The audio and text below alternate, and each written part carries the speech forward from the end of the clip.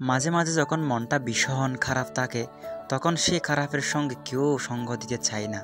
তাই নিজেকে ভালো লাগা মুহূর্তের মধ্যে কিছুটা হলেও প্রকাশ করতে চাই। চলে আসলাম সেই সমুদ্রের পাড়ে, যেদিকে যাওয়ার জন্য আমরা সবাই একসাথে রওনা হয়ে গেলাম।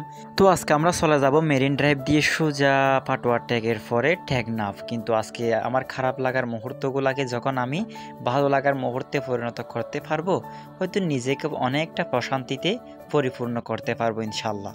তো আরেকটা জিনিস না বললে নয়, ভ্রমণ কিন্তু আমার খুবই পছন্দের একটা বিষয়। আমি যেদিকে যাই না কেন সব দিকে ভ্রমণ শব্দটা আমার জীবনের সঙ্গে উৎপত্তিভাবে জড়িত। ভ্রমণ আমার একটা আসলে খুবই ভালো লাগার মুহূর্ত। Potato is very spicy junk food, এটি আমার খুবই পছন্দের একটা খাবার, যেটি আমি সব সময় খাই। আসলে খুবই সুন্দর এবং সুস্বাদু খাবার সেই পটেটো, যেটাকে আমরা বলা হয় আলুর চিপ। অবশেষে অন্যজনের থেকে কেড়ে নিয়ে খেয়ে ফেললাম সেই আলুর চিপ।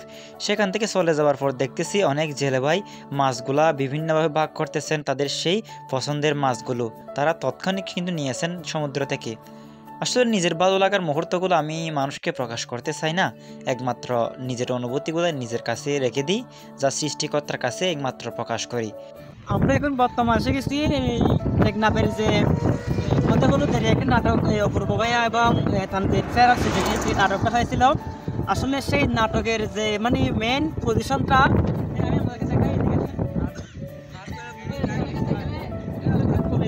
এখানে এটা ছিল ফুলতলি লেখা ছিল।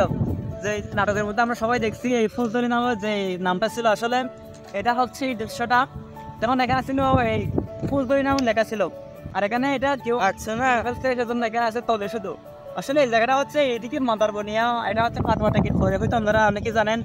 আসলে আমার অনেক স্বপ্ন ছিল যে এখানে আসার, মানে নাটকটা কোন জায়গা হয়েছিল, আসলে খুব সুন্দর একটা মুহূর্ত ছিল। এখানে এসে আবার অনেক ভালো লাগতেছে, আসলে খুব সুন্দর পরিবেশে কিন্তু এই অপূর্ব ভাইয়া খুব সুন্দর একটা নাটক উপহার দিয়েছেন আমাদেরকে। অবশেষে আমরা টেকনাফ রোডে প্রবেশ করলাম, কিন্তু কি যে আমাদের দুর্ভাগ্য, হাইরে ভাই না বললে নয়, চাকাটা কিন্তু হাওয়া চলে গেছে, আফসোস। আমরা কিন্তু এখন ভীষণ বিপদে, কি করব কোনোভাবে ভেবে পাচ্ছি না। আশেপাশে দেখলাম একটা অনেক বড় ট্যুরিস্ট বাস, সেখানে অনেকক্ষণ দাঁড়িয়ে থাকলাম। সেখানে বিভিন্ন ধরনের দোকানাদি বসে আছে উপরের মধ্যে, খুব সুন্দর একটা জায়গা।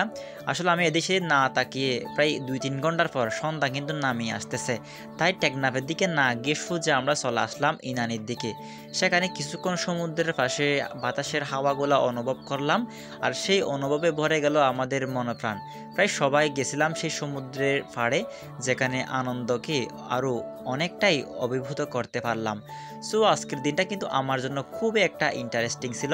আর একটা কথা না বললে নয়, যেখানে যাওয়ার উদ্দেশ্য ছিল সেখানে কিন্তু আমরা যেতে পারি নাই, সেটার জন্য কিছুটা হলো আমার মনে দুঃখটা অনুভব করতেছি। যাই হোক, যেদিকে যাই না কেন সব দিকেতে কোনো কিছু না কোনো কিছুর বিপদ তো হবেই, তাই বলে কোনো কিছুতে আফসোস করি নাই। তাই সমুদ্রের পাড়ে গিয়ে ডুবন্ত সূর্যকে স্বাগত জানার জন্য আমরা চলে আসলাম। আমি একাকিত্ব হয়ে এদিক সেদিন না তাকে সোজা সমুদ্রের পাড়ে চলে গেছি।